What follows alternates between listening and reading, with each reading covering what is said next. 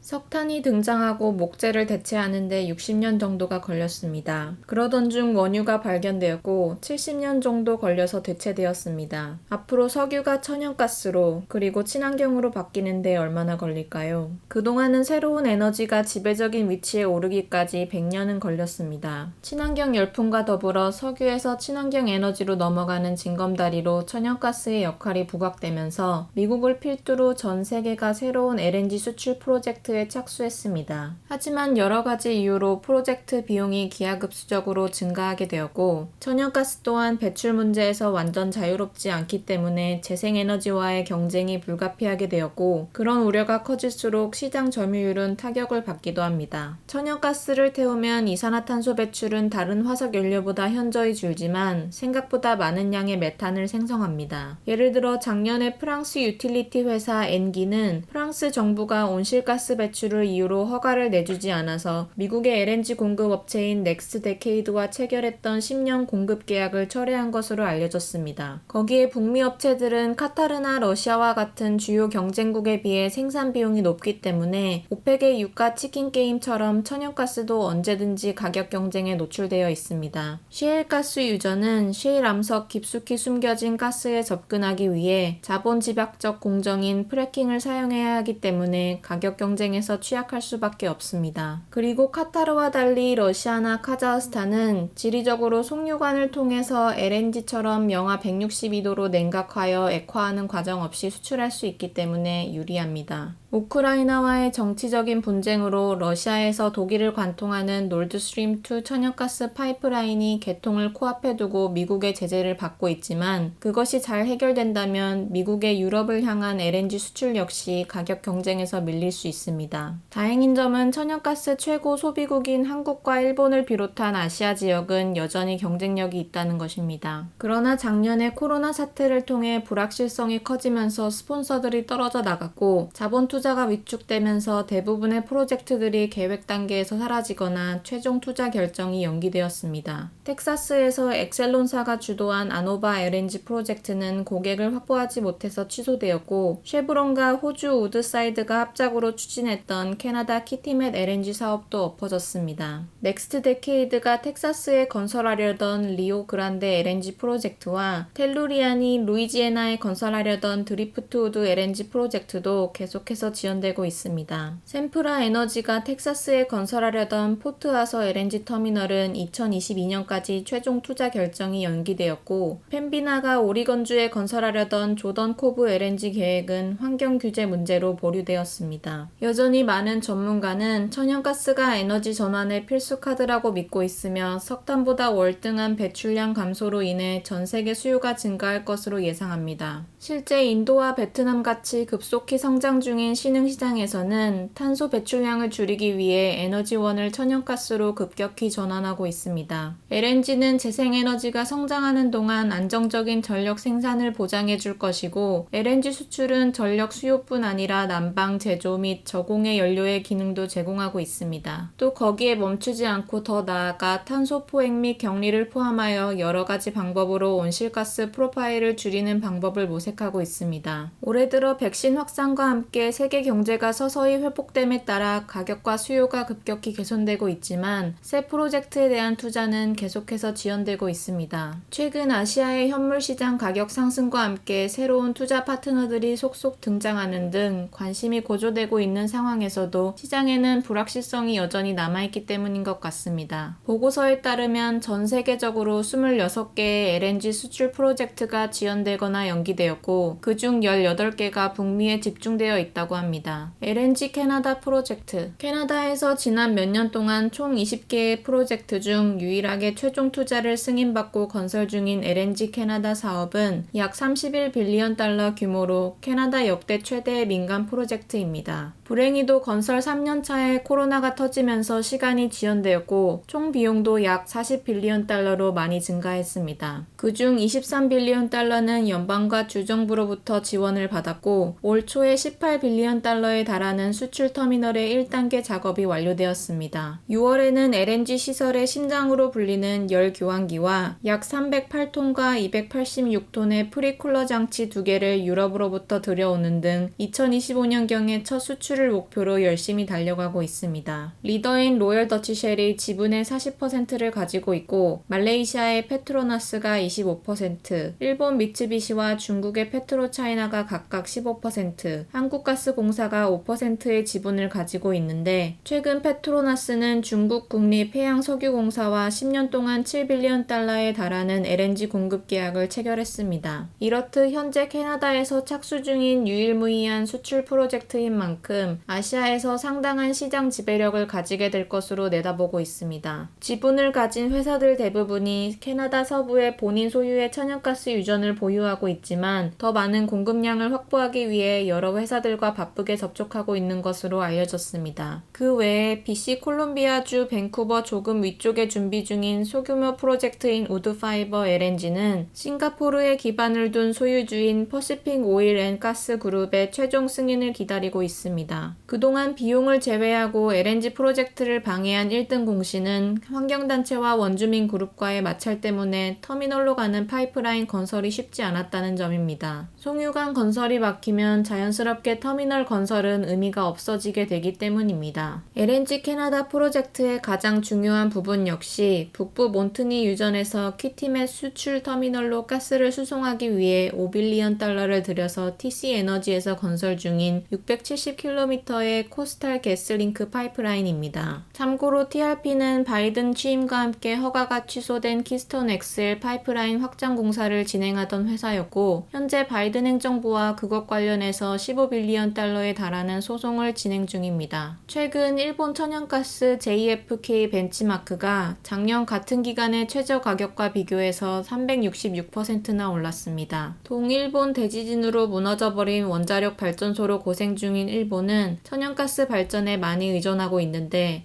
그런 시장 가격 상승에 힘입어 아시아를 겨냥한 두 개의 새로운 프로젝트인 시다 LNG 프로젝트와 크시 리심스 LNG가 최종 승인을 앞두는 등 몇 년 동안 석유 메이저들이 LNG 프로젝트를 폐기한 것과 달리 캐나다 천연가스 섹터에는 새로운 낙관론이 불고 있습니다. 시더 프로젝트는 앞에서 언급했듯이 환경 규제로 보류된 미국 조던 코브 LNG 프로젝트를 주도했던 PBA가 지분의 50%를 최근에 획득하였고 향후 2년 동안 약 90밀리언 달러를 투자할 것으로 기대됩니다. 그리고 나머지 50%는 원주민 그룹이 보유하게 됨으로써 최소한 원주민과의 마찰은 피할 수 있을 것으로 낙관하고 있습니다. 특히 시덜 프로젝트의 경우 LNG 캐나다의 키티멧 수출 항구 바로 옆에 환경 영향이 훨씬 적은 부유식으로 제한된 LNG 시설입니다. 현재 TRP가 건설 중인 코스털 가스 링크 송유관과 장기 운송 계약을 체결하였고 LNG 캐나다와 같은 라인을 사용할 수 있기 때문에 2023년 하반기에 최종 투자 결정이 내려지면